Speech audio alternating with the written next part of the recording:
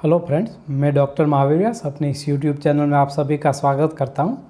मित्रों, aphorism number 21 में Hahnemann ने हमें बताया है कि वो कौन सी चीज़ है जो एक वनस्पति या एक मिनरल या एक एलिमेंट को औषधि यानी कि मेडिसिन बना देती है।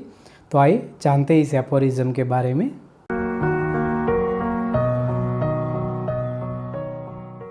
Now as it is undeniable that the curative principle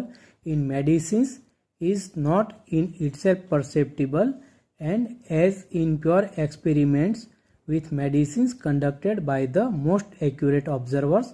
nothing can be observed that can constitute them medicines or remedies except that power of causing distinct alterations in the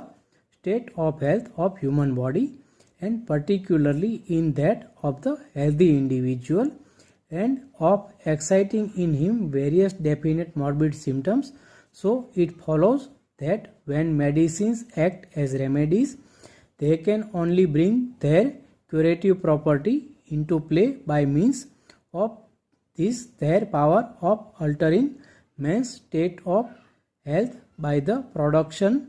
of peculiar symptoms, and that therefore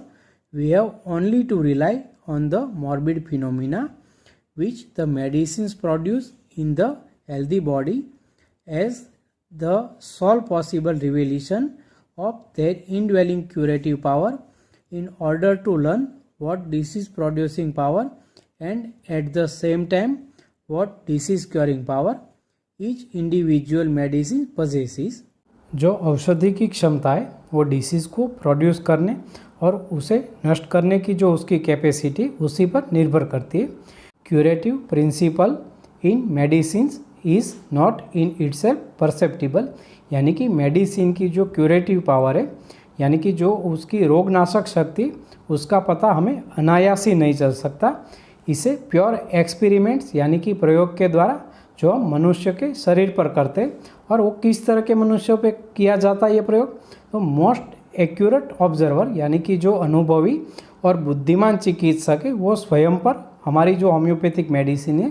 उसका प्रयोग करते हैं, और experiments के द्वारा जो medicine है उसे शरीर में जो इसके द्वारा जो असाधारण लक्षण उभरते यानी कि हेल्दी ह्यूमन इंडिविजुअल जो है उसके ऊपर प्रयोग के द्वारा जो मॉर्बिड सिम्टम्स अपीयर होते, दूसरे शब्दों में स्टेट ऑफ हेल्थ जो होती है उसमें जो अल्ट्रेशंस होते और ये अल्ट्रेशन जिस सीमा तक ले जाते लगभग उसी लिमिट तक जो डिसीज्ड ह्यूमन बॉडी है उसको ठीक करने की जो कैपेसिटी यानी कि जो मॉर्बिड सिम्टम्स होते उसे नष्ट करने का पावर भी वही औषधि पजेस कर सकती है। इसीलिए फिजिशियन को पहले ये पता होना चाहिए कि रेमेडी में कौन से मॉर्बिड सिम्टम या रोग उत्पन्न करने की क्षमता या पावर है। यदि फिजिशियन ये जानता है तभी उसे ये पता चलेगा कि कौन सी मेडिसिन कौन से डिसीज़ या मॉर्बिड सिम्टम को नष्ट करने के लिए कारगर होगी, यानी कि मेडिसिन की डिसीज़ प्रोड्यूसिंग पावर का नॉलेज से ही उसे मेडिसिन का क्यूरेटिव पावर जो है उसका पता लग सकता है। मित्रों, इस एफोरिज्म के सारांश के बारे में अगर जानें तो जो होम्योपैथिक मेडिसिन सिस्टम है उसके अनुसार मेडिसिन शरीर में डिसीज़ को प्रोड्यूस कर सकती है, वही औषधि उस रोग को नष्ट भी कर सकती है, यानी कि जो हेल्दी बॉडी है उसमें वह जो रोग के लक्षण को पैदा कर सकती है, डिसीज्ड बॉडी में वह वही रोग के लक्षणों को नष्ट कर देगी।